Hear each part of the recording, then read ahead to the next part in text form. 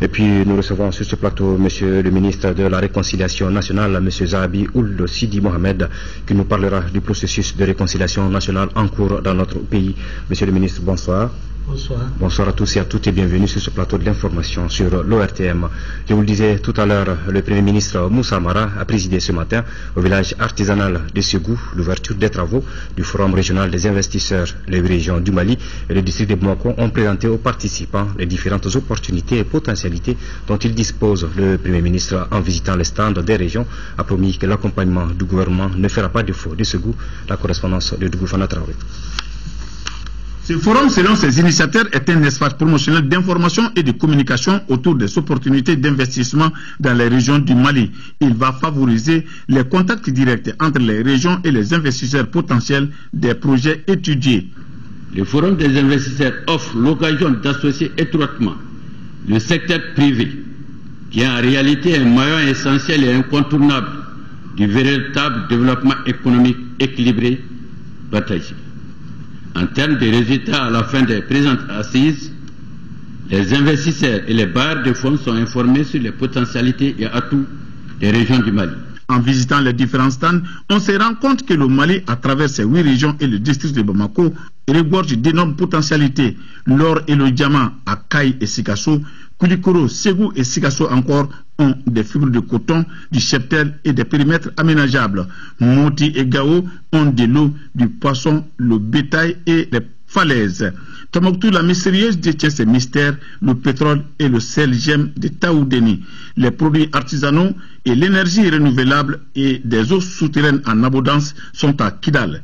Toutes ces potentialités ont émerveillé le Premier ministre Moussa Mara. Après l'expérimentation de la décentralisation politique et administrative, notre pays s'est engagé sur la voie du développement économique et régional. Comme l'a souligné à juste titre le chef de l'État à l'ouverture des États généraux de la décentralisation le 21 octobre dernier, en ces termes, la vocation économique de la région doit être réaffirmée. Elle doit servir de point nodal pour accélérer le développement. Fin de citation. Les régions du Mali possèdent des avantages compétitifs par l'existence de filières agro-silvo-pastorales porteuses, par la disponibilité de richesses culturelles et touristiques reconnues quelquefois au plan mondial, et la disponibilité de ressources naturelles, écologiques et minières. Dans le cadre du processus de développement économique régional, les régions ont étudié les filières dans lesquelles elles possèdent de véritables avantages compétitifs, comparatifs, pouvant servir de levier à la croissance économique régionale. Les filières identifiées comme prioritaires répondent aux critères de bonnes perspectives de mobilisation du secteur privé et de large éventail d'impact sur l'économie régionale et nationale en termes de création de richesses et d'emplois. Le territoire du Mali regorge d'énormes potentialités et de richesses économiques. En effet, chaque région peut constituer ou abriter des pôles de développement économique. Auparavant, le maire de la commune urbaine de Ségou s'était réjoui de la tenue de ce forum dans la capitale des Balanzans. Ousmane Karamogo Simaga a sollicité du gouvernement la remise en selle des projets prioritaires de la commune de Ségou. Nous restons en 4e région où la communauté musulmane a prié ce vendredi pour le retour de la paix dans notre pays. Cette prière qui a mobilisé des milliers de fidèles musulmans s'est déroulée en présence de Moussa Mara, Premier ministre, chef du gouvernement. Reportage de Kandesila. Ils sont des milliers de fidèles musulmans qui ont emprunté ce vendredi le chemin de la grande mosquée de Ségou. Parmi ces fidèles, le Premier ministre, chef du gouvernement, Moussa Mara. Prière, mais aussi un moment de communion, de prêche, de lecture du Coran et de bénédiction pour la paix, la stabilité et la cohésion sociale dans notre pays. La communauté musulmane de Ségou en appelle à l'unité autour des autorités et de nos forces armées et de sécurité. Pour le Premier ministre Mara, l'heure est certes grave, mais il appartient à chaque Malien de jouer sa partition, cela avec discernement. On l'a toujours dit, le Mali est un et indivisible, il est divers. Tous les Maliens sont frères et sœurs. Et les autorités incarnées par le président de la République voudraient que, à chaque occasion difficile, que le Mali se rappelle de son histoire, que le Mali se rappelle de sa culture, que le Mali se rappelle de sa diversité. Cela n'occulte en rien la volonté affirmée du chef de l'État à faire en sorte que partout sur le territoire, l'autorité de l'État prévale. Et cela sera le cas. Le Mali exercera sa souveraineté sur l'ensemble de son territoire, y compris Kidal. Nous privilégions le dialogue absolu comme moyen prioritaire pour arriver à cela. Et le Mali emploiera tous les voies et moyens pour y arriver, et cela sera le cas le plus rapidement possible. Mais aujourd'hui, nous avons besoin surtout que la population soit sereine, calme, et qu'elle soit unie dans la prière pour le repos de l'âme de nos disparus, dans la prière pour le rétablissement des blessés, dans la prière pour que notre pays soit protégé contre tous les dangers. Et Dieu seul sait qu'il y en a beaucoup. Donc aujourd'hui, c'est dans ce sens-là que nous avons souhaité venir à la grande mosquée de Ségou pour en appeler à tous les oulémas, en appeler à tous les Ségouviens et à tous les Maliens à travers vous, pour que ce deuil soit le moment de recueillement, mais soit aussi un moment de mobilisation. Enfin, la communauté musulmane de Ségou a souhaité prompt rétablissement aux blessés des récents événements de Kidal et prier pour le repos de ceux qui ont perdu la vie en défendant la souveraineté nationale. Le réseau des femmes parlementaires du Mali apportera tout son soutien dans la résolution de la crise que traverse notre pays. Il vient à travers une déclaration lue par l'honorable Aïssata Cissé, présidente du réseau, réaffirmer son engagement en faveur de la paix et la stabilité du pays. Pour plus de précisions, nous proposons d'écouter l'honorable Aïssata Cissé au micro de Abdraman Maïga.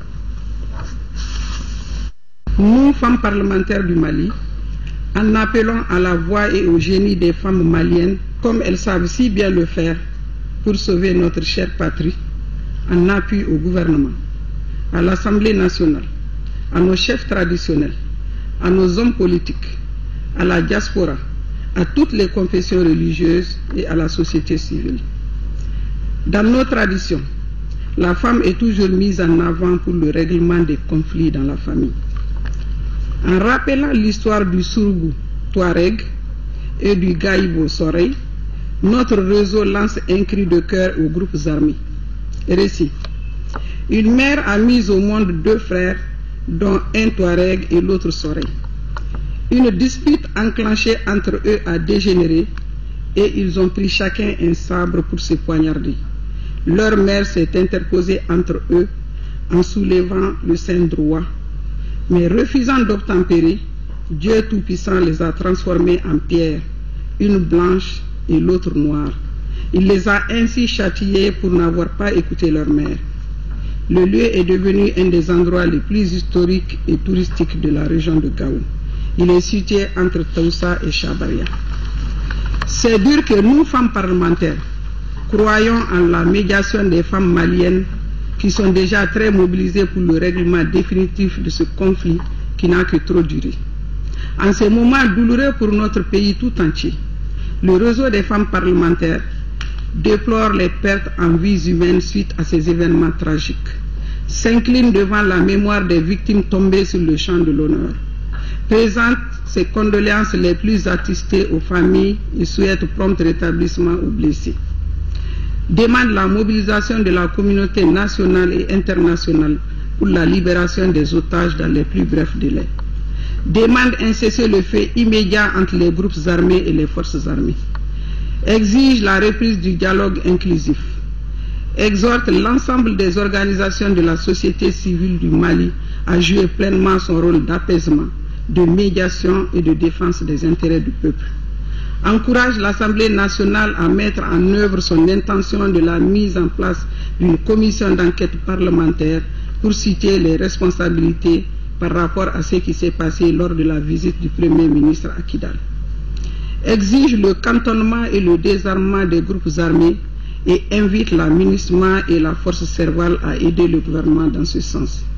Le réseau des femmes parlementaires, conscient de la gravité de la situation, tient à affirmer son soutien total à son Excellence le Président de la République, chef de l'État, à Monsieur le Premier ministre et à son gouvernement, réaffirme ses encouragements au gouvernement à poursuivre sa logique d'exercice de sa souveraineté sur l'ensemble du territoire, apporte son soutien sans faille à nos forces armées et de sécurité, remercie la communauté internationale pour son aide au Mali depuis le début des hostilités et l'exhorte à s'impliquer davantage dans la résolution de la crise en posant des actes de nature à rassurer les Maliens, conformément au chapitre 7 de la résolution 2100 des Nations Unies.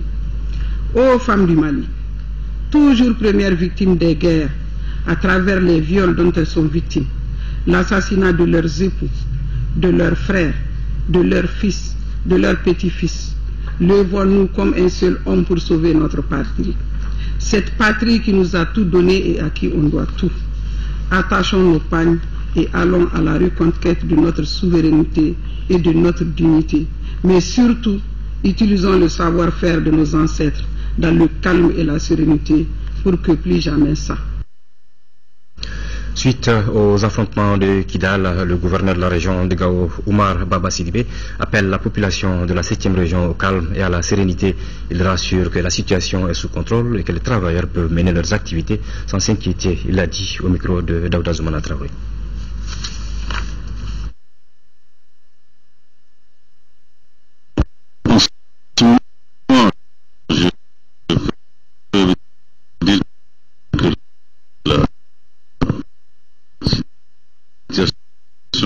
Est stable. C'est vrai, moment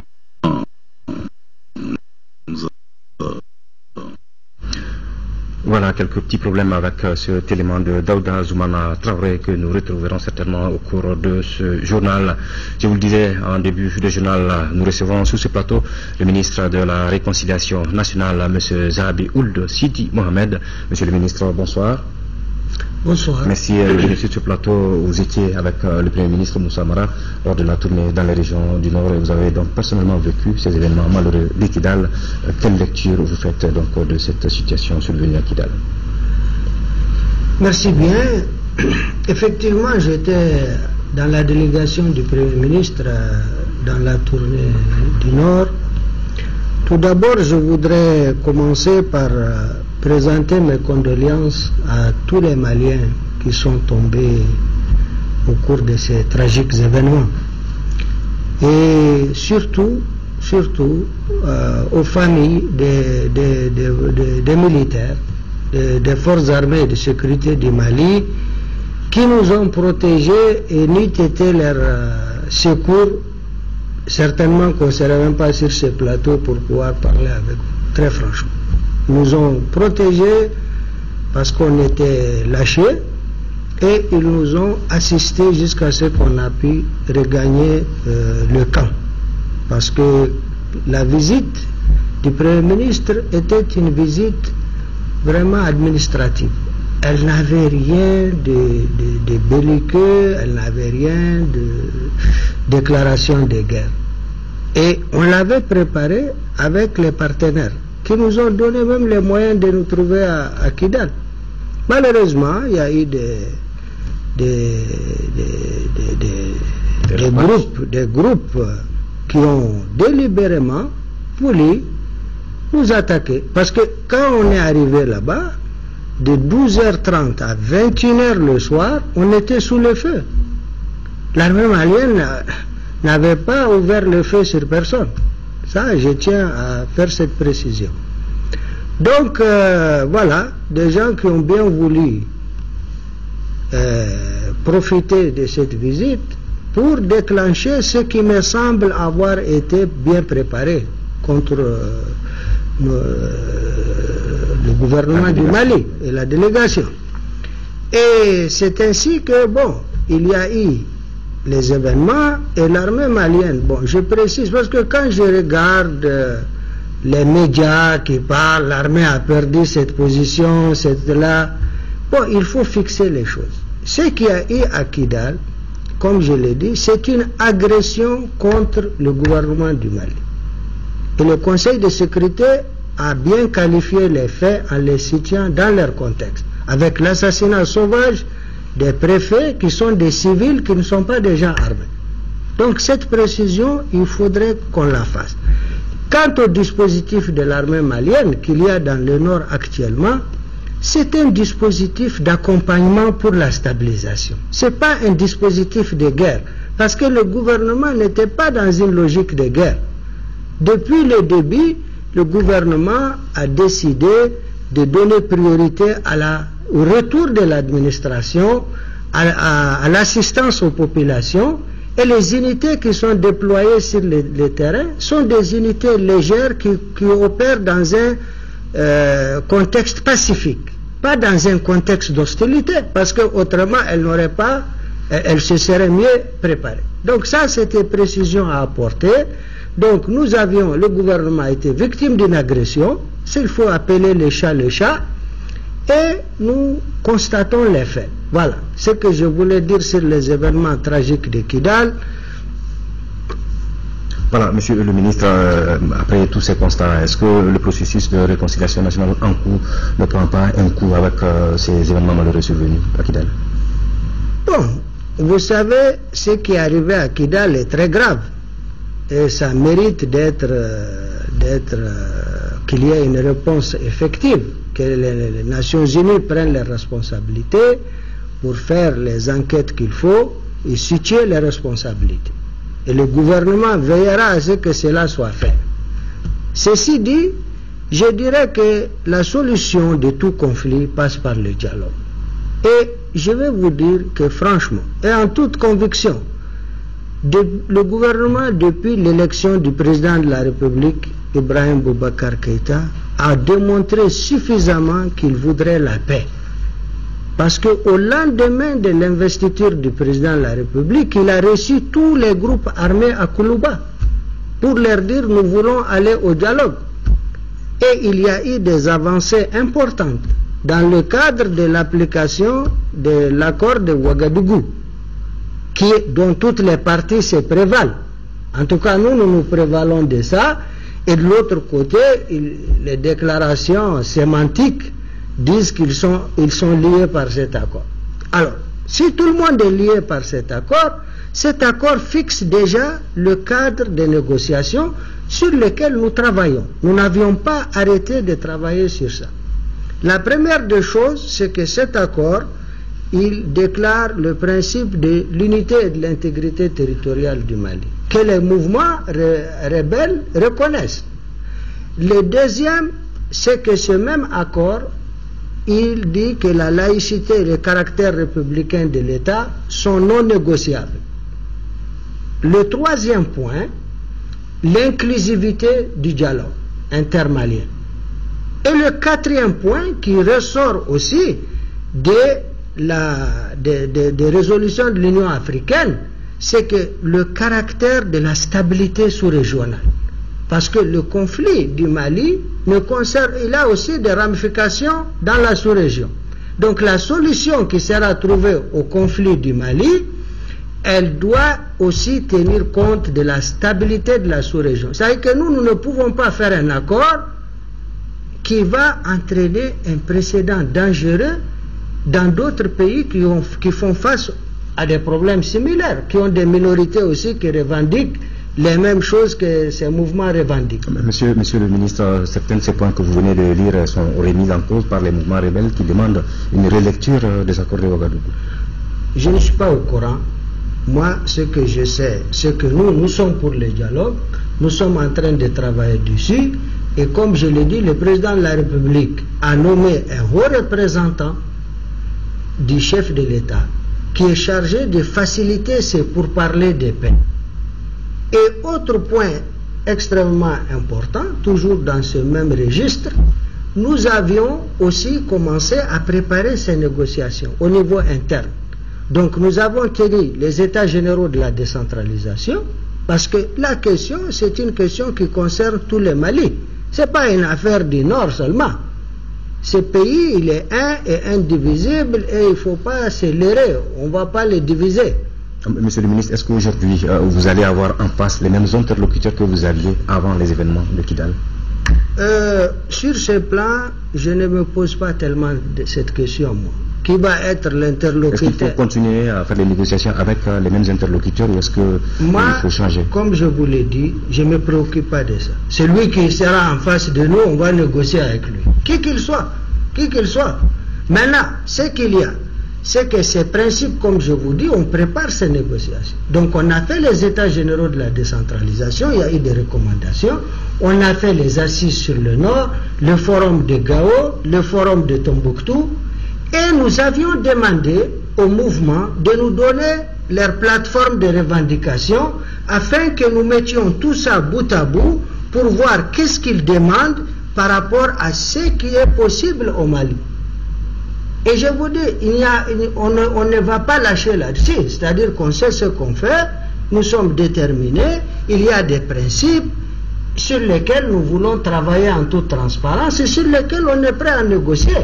Et le gouvernement, sous la coupe du Premier ministre, on est en train de préparer ces négociations en évaluant tous les accords antérieurs de paix et en essayant de voir ces revendications. Si on les avait aujourd'hui, les revendications, moi j'ai vu des trucs sur Internet, comme tous les Maliens, mais je n'ai pas vu un document qui dit voilà nos revendications.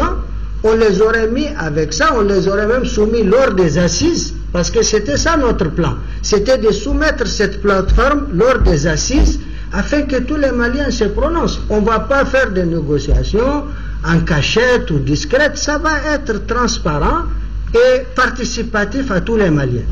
Voilà, monsieur le ministre chargé de la réconciliation nationale, vous avez certainement un appel à lancer à la population. Bon, moi ce que je veux dire, l'appel, tout d'abord, je lance un appel au calme et que ce problème, on ne peut le résoudre que par le dialogue et la discussion. J'invite les mouvements armés qui sont des Maliens, qui se reconnaissent dans le Mali, à vraiment calmer la situation et à venir aux négociations et au dialogue. Les armes n'ont jamais résolu un problème nulle part. Ça c'est bien. Deuxièmement, pour ce qui est de la situation interne, je sais que nous traversons des moments difficiles. Et il ne faut pas qu'on tombe dans le piège des extrémistes. Il y a des extrémistes, il y a des gens qui ne veulent pas la paix. Chaque fois qu'ils voient qu'on veut avancer vers la paix, ils font tout pour essayer de nous mettre les bâtons dans les roues. Donc ne tombons pas dans ce piège. Au Mali, il n'y a pas de racisme, ça je le dis toujours. Nous sommes très métissés, nous sommes très liés et nous sommes condamnés à vivre ensemble. C'est un pays qui est comme ça et c'est ça qui fait la fierté du Mali et sa richesse culturelle. Et je crois qu'on a passé à travers des épreuves plus difficiles. Maintenant, nous avions un troisième défi à relever. On a relevé celui des élections. Certains disaient que les Maliens ne pouvaient pas le faire. On l'a fait. On a tenu les présidentielles, on a tenu les législatives. Il nous reste ce troisième défi du règlement de ces conflits dans le Nord et ça nous demande tous de nous serrer les coudes, d'être ensemble et d'éviter l'amalgame. L'amalgame, il faut l'éviter parce que tous les nomades ne sont pas des rebelles. Tous les nomades ne sont pas des rebelles. Parmi ceux qui se sont battus à Kidal, il y avait des Touaregs, des Arabes, toute la diversité des Soraïs, toute la diversité ethnique du Mali était là. Donc, on est une armée nationale, multi-ethnique. On n'a pas une armée seulement mono-ethnique, comme certains ont tendance à le faire croire. L'armée malienne, elle est multi-ethnique. Le Mali, il est multi-ethnique. On doit se donner la main, ne pas tomber dans ce piège. Pour ce qui est de nos partenaires, la MINUSMA est Serval. Il faut aussi éviter de tomber dans un autre piège. Ce ne sont pas nos ennemis. Ils sont là pour nous aider. Ils sont là avec nous. On ne doit pas faire des amalgames. Je crois que cela reprend le discours du chef de l'État, qui est la source la plus autorisée, et ça reprend aussi celui du Premier ministre. Et je suis très confiant qu'ensemble, nous allons venir à bout de cette situation et que le Mali continuera sur la voie de la démocratie, de la paix et de la réconciliation. Merci, monsieur le ministre, que Dieu vous entende. Je rappelle donc que M. Zabi Ould Sidi Mohamed est le ministre de la Réconciliation nationale et qu'il nous parlait du processus de réconciliation nationale qui a pris un coup lors des événements malheureux survenus à Kidal. On poursuit donc ce journal pour dire que la rencontre de réconciliation entre les communautés Peul et Touareg des cercles de Diré, Gundam, Nyafunke, Nyono, Tenenkou et Waru a eu donc lieu à la maison des jeunes de Bamako. Il s'agit pour les participants de trouver les voies et moyens pour la reconstitution du tissu social affecté par la crise, compte rendu de Isaac Tchenou.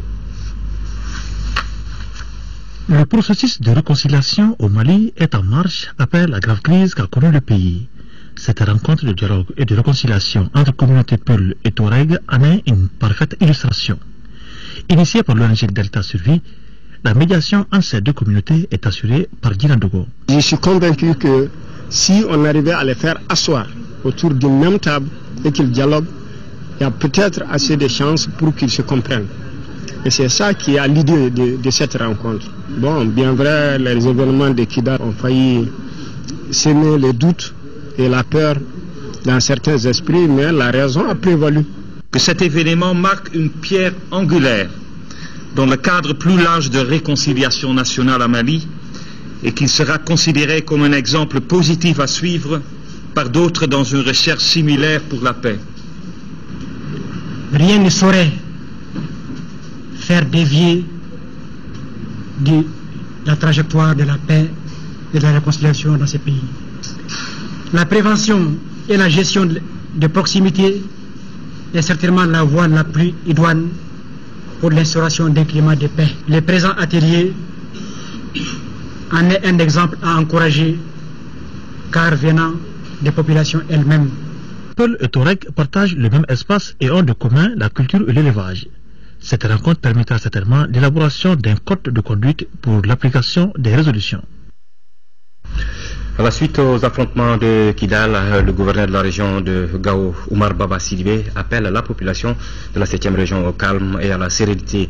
Il rassure que la situation est sous contrôle et que les travailleurs peuvent mener leurs activités sans s'inquiéter. Il l'a dit au micro de Daouda Zoumana Traoré. En ce moment, je peux vous dire que la situation est stable.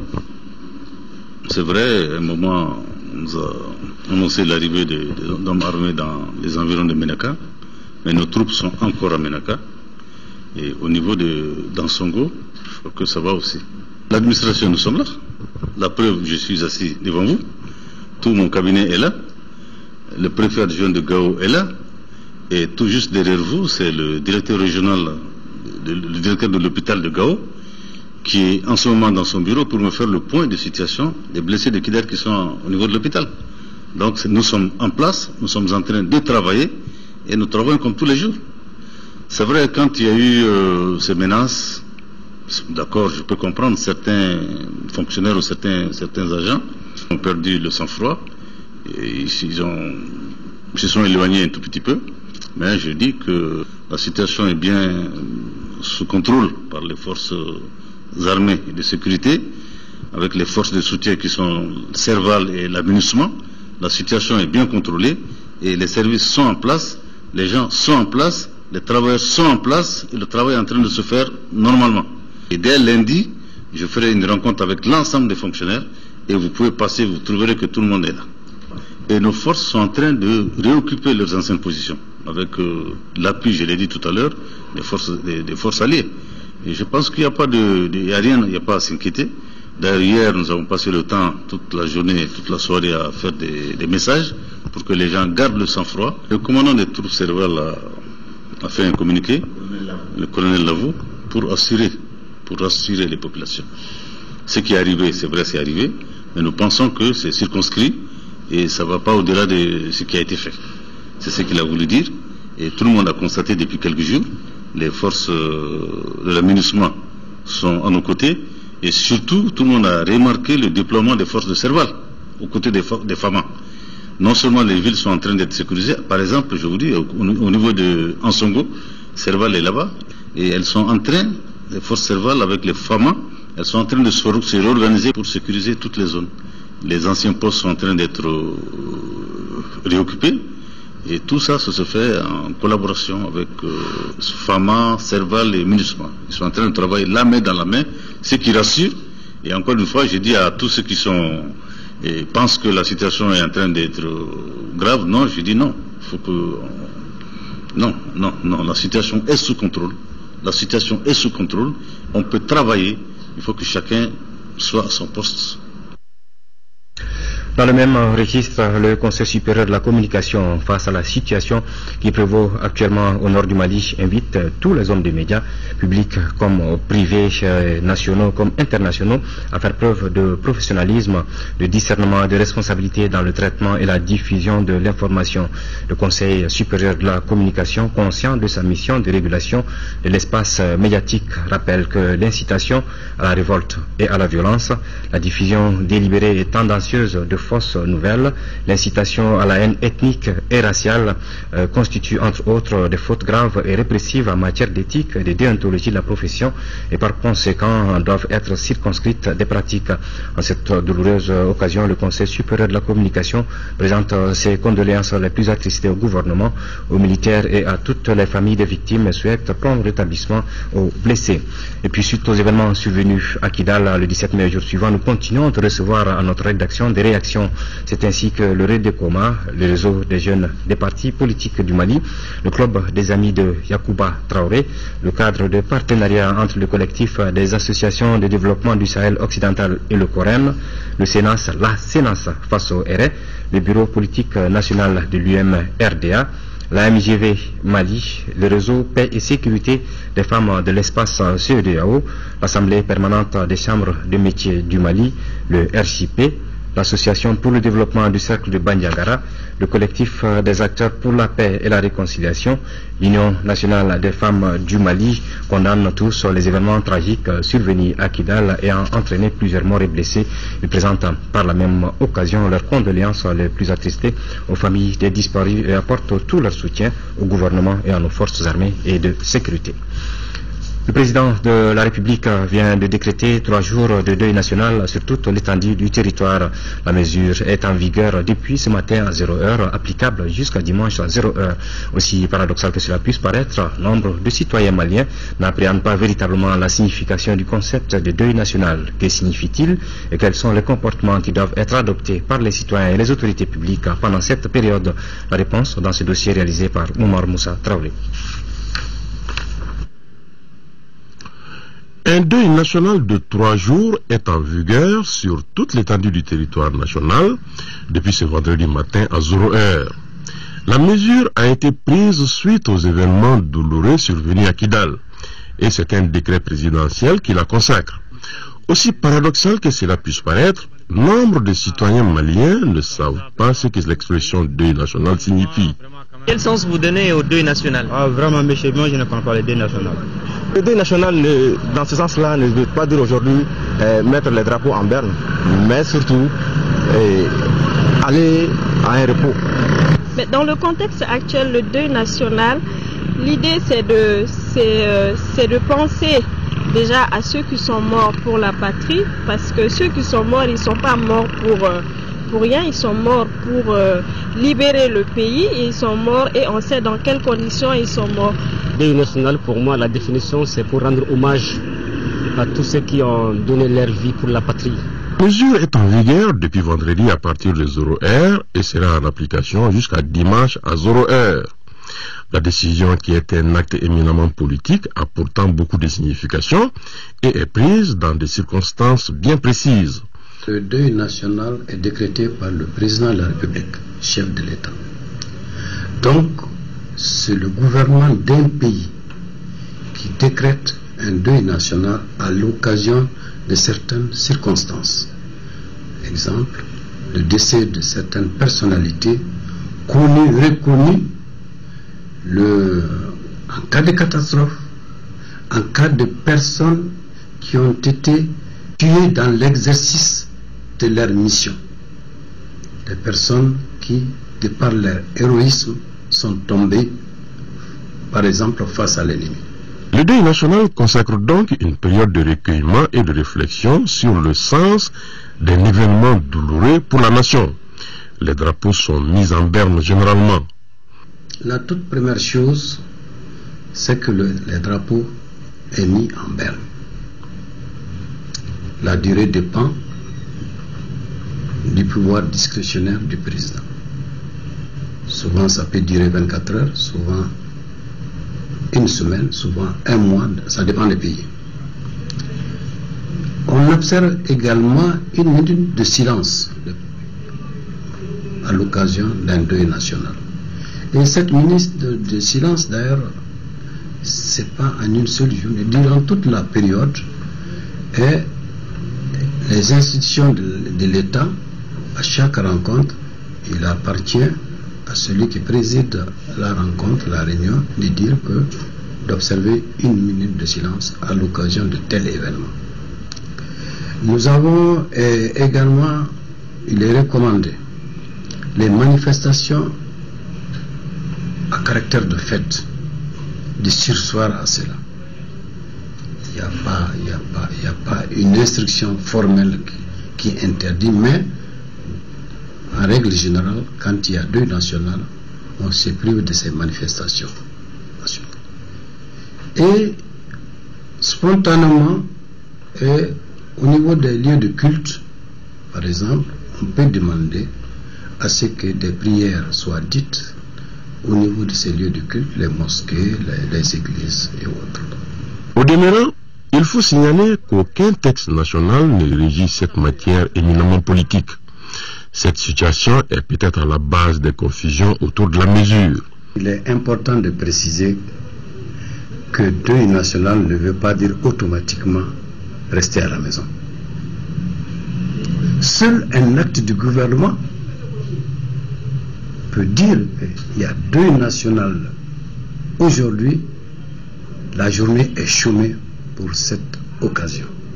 Mais en dehors de ça, tant qu'il n'y a pas un acte du gouvernement qui précise que la journée est chômée ou bien les journées sont chômées, les gens continuent à travailler.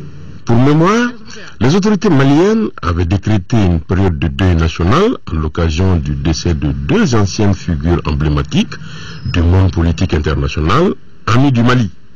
Il s'agit de Yasser Arafat en 2004 et plus récemment de Nelson Mandela en décembre dernier.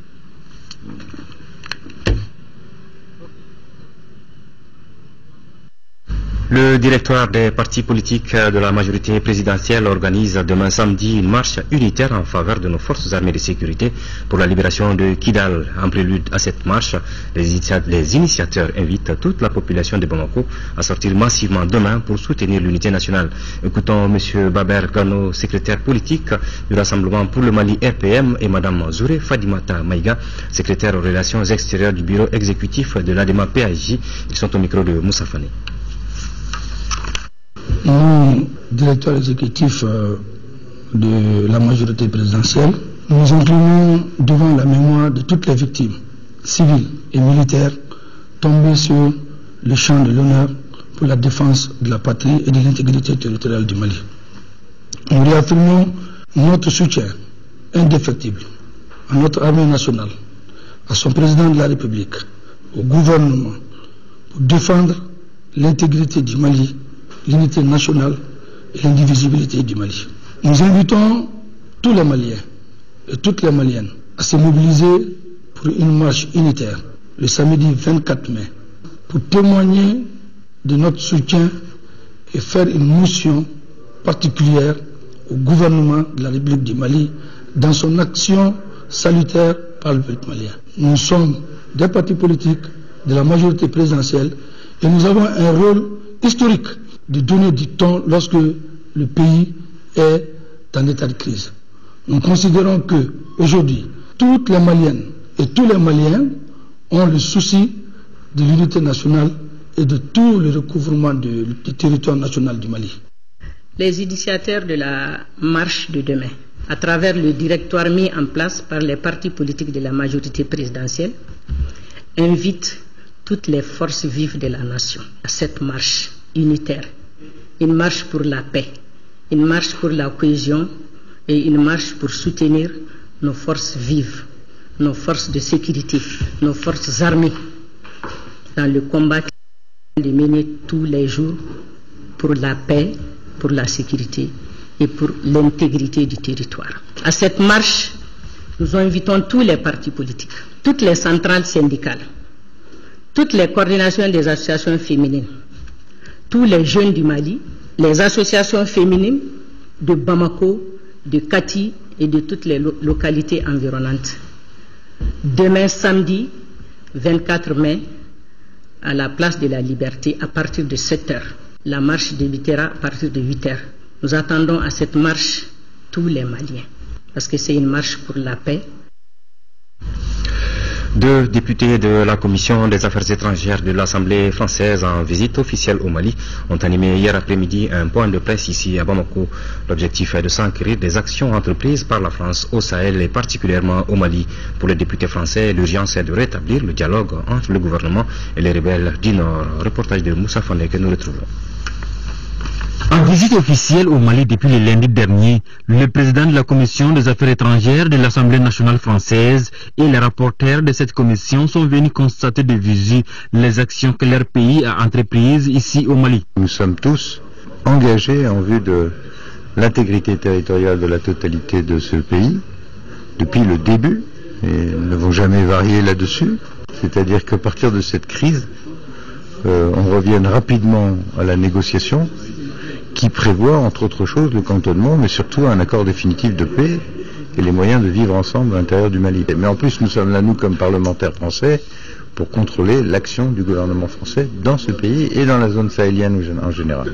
La nécessité est de manière urgente d'aller vers une grande négociation menant à un accord de paix et ouvrant la voie à la réconciliation, permettant au Mali de se développer comme il le mérite. Donc c'est le type même de question qui doit être traité selon la configuration aux représentants maliens, groupe signataire de Ouagadougou et évidemment observateurs et même facilitateurs de l'Union africaine, de la CEDEAO. Les parlementaires français ont également condamné les événements survenus à Kidal le week-end dernier. Le mouvement Initiative pour Kidal a entrepris une action citoyenne en arborant un signe distinctif qui est la couleur jaune. Cette action vise à soutenir les autorités maliennes dans l'accomplissement de leur mission.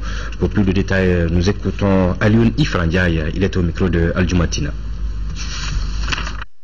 Nous avons engagé une action pour faire que tous les Maliennes, tous les Maliens, tous les amis du Mali, au Mali, sur Internet, en dehors du Mali, arborent un signe distinctif jaune pour soutenir les autorités de la République, pour affirmer leur appartenance à la République unie, laïque, indivisible du Mali. La couleur jaune, ça représente la richesse. Qui dit richesse dit matière première, créativité, diversité culturelle et espace qui crée de la richesse. Qui dit richesse dit paix.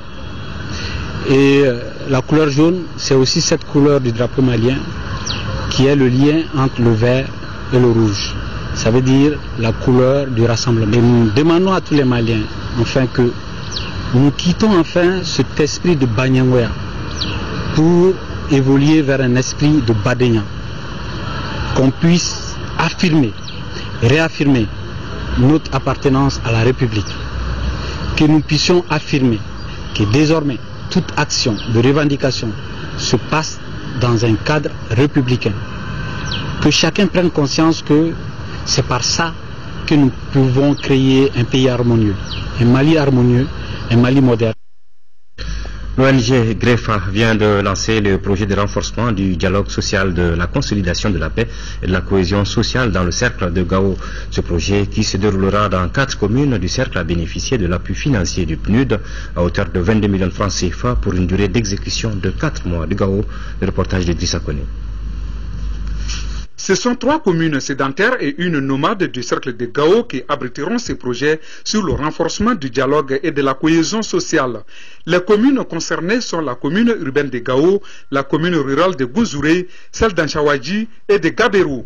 Durant 4 mois, l'ONG Groupe de recherche et d'études des formations Femmes Action GREFA mènera d'importantes activités dans ces 4 communes dans le but de consolider la cohésion sociale entre les communautés arabes, Songhoué, Tamashek et Peul. Ces bénéficiaires directs sont estimés à près de 741 femmes. Les bénéficiaires indirects sont estimés à 101 582 habitants et répartis entre les Soré, les Tamashek, les Peuls, les Arabes, avec une population féminine de près de 51%, équivalent à 52 781 personnes. Le coût total du projet est de 23 534 000 francs CFA avec une contribution de plus de 22 millions du programme des Nations Unies pour la population PNUD. L'exécutif régional fonde beaucoup d'espoir sur ce projet pour calmer les esprits et de relancer le dialogue entre les communautés. Ce projet vise à renforcer les capacités des institutions et de la société civile malienne dans l'instauration d'un dialogue national et intercommunautaire inclusif, ouvert et transparent. La réconciliation nationale pour laquelle nous sommes fortement mobilisés se fera au prix d'efforts de dialogue, de vérité et de justice. Elle se fera aussi par la réforme en profondeur des relations entre l'État, les collectivités territoriales et les citoyens. En marge des activités du lancement, une conférence sur la paix a été animée. Tous les actes du projet seront traduits dans les différentes langues pour une large diffusion. Début ce matin à Bamako du dialogue intergénérationnel sur le thème éducation, santé sexuelle et reproductive des jeunes, enjeux et perspectives. Cette activité est organisée par le Conseil consultatif des jeunes du programme Mes droits, ma voix en partenariat avec Oxfam. Ce dialogue vise à rétablir un contact solide entre les générations pour un partage d'expériences. Rachel Tessougé. Ce dialogue intergénérationnel donne l'opportunité aux jeunes et aux personnes âgées d'échanger sur 2 sujets importants dans la vie de tout individu. Il s'agit de l'éducation et de la santé sexuelle des jeunes. Ces derniers pourront ainsi profiter de l'expérience des plus âgés. L'information sur les aspects liés au développement physique des jeunes mérite d'être discutée avec eux pour s'assurer qu'ils comprennent les codes comportementaux liés sociologiquement et culturellement et dans des conditions acceptables pour le reste de leur vie. Les autorités maliennes ont à cœur la prise en charge des problèmes de santé de la reproduction des jeunes. Elles veulent ainsi prévenir l'accroissement du taux de déperdition scolaire. Les autorités maliennes accompagnent toute initiative allant dans le cadre du renforcement des stratégies novatrices en matière d'offres de services en santé de reproduction de façon adéquate afin de répondre aux besoins des adolescents et des jeunes de façon générale, mais particulièrement dans ce contexte de crise qui accentue leurs besoins d'information en santé de reproduction et également leur vulnérabilité. Ce dialogue intergénérationnel entre dans le cadre de la mise en œuvre du programme Mes droits, ma voix. Ce programme vise à améliorer la qualité de l'éducation, la sécurité alimentaire, la promotion des droits humains. Lancement cet après-midi sous la présidence des ministres du Travail et de la décentralisation du site internet Mali Gouvernance. La création du site relève de la volonté d'éduquer, d'amener à un changement de comportement. Nyanya Alou Traoré. Il existe désormais au Mali un site web de gouvernance. Mali Gouvernance, il s'appelle. Il a été créé pour favoriser le développement de la communication entre les élus et les citoyens afin que ces derniers puissent mieux comprendre la gestion de la chose publique. Mali Gouvernance est avant tout un site d'information sur le Mali. À ce titre, il rendra compte le jour des actions conduites par et pour le Mali, des actions posées par les décideurs au nom des populations. Il couvrira tous les champs de la vie politique, économique, sociale et culturelle. Mali Gouvernance, c'est entre autres une réflexion théorique sur le rôle des institutions dans le développement. Les autorités présentes à la cérémonie de lancement ont salué l'initiative. Dans le contexte d'un Mali post-crise, nous nous réjouissons de la création d'une structure de veille démocratique et institutionnelle. En tant que pays, nous avons besoin de retourner aux fondamentaux de la bonne gouvernance. La crise dans laquelle nous sommes, nous la gagnerons, à mon point de vue, en grande partie par notre capacité de communiquer. Je crois que la bataille de la communication est une bataille que nous devons engager sans tarder, parce que c'est là qui va nous permettre de gagner l'opinion, de gagner des têtes et de pouvoir remporter des victoires, parce que dès que les gens comprennent, ils s'engagent. Maître Amadou Tchéoulé Diarra, expert en droit, dans son intervention, a mis en évidence l'implication des jeunes dans la réussite d'un processus démocratique. L'adresse du site, c'est www.maligouvernance.com. Promouvoir l'écotourisme et le tourisme solidaire en incitant la diaspora à investir dans l'industrie touristique, telle est l'ambition des nouvelles autorités maliennes. En visite à Paris, dans le cadre de la foire malienne en Essonne, Mme Bengali Aïssata Berté s'est entretenue avec les Maliens de France pour inviter les migrants à explorer les opportunités d'investissement dans le domaine du tourisme. Le récit de ces échanges avec Magamfine Konaté sur des images de Marie Bigot. En se rendant au siège de la Maison de l'Afrique, une agence de promotion des destinations africaines, Mme Bengali Aïssata Berté réaffirme sa volonté de battre le pavé pour le retour des touristes au Mali et surtout faire la promotion des nouvelles destinations. Pour réussir cette mission très difficile, le ministre du Tourisme souhaite reprendre l'organisation des journées touristiques du Mali à la Bourse de Paris. Bon, ce matin, nous étions avec la directrice de la Maison de l'Afrique. C'était dans le but de reprendre nos activités au niveau de la Maison de l'Afrique. Parce que ces activités aussi étaient arrêtées depuis 2012. Donc, on s'est dit que bien que nous faisions des activités autour de la grande banlieue parisienne, il serait bon qu'on puisse vraiment centraliser cette activité-là dans le centre de Paris, la Bourse de Paris. Donc là, ça peut drainer un très grand nombre de touristes. Rassurée par la disponibilité de ce partenaire très stratégique, Mme Bengali Aïssata Berté s'est rendue au consulat du Mali à Paris pour un échange avec la diaspora. Après un bref entretien avec les autorités consulaires, place au dialogue avec les compatriotes. La centaine de participants a été rassurée par les nouvelles fraîches du pays rapportées par le ministre. Une démarche hautement saluée par la communauté malienne. Voilà, c'est la fin de cette édition. Merci de l'avoir suivi. Retrouvez l'information demain à 13h sur cette antenne de l'ORTM avec Amadou Sankari. Merci.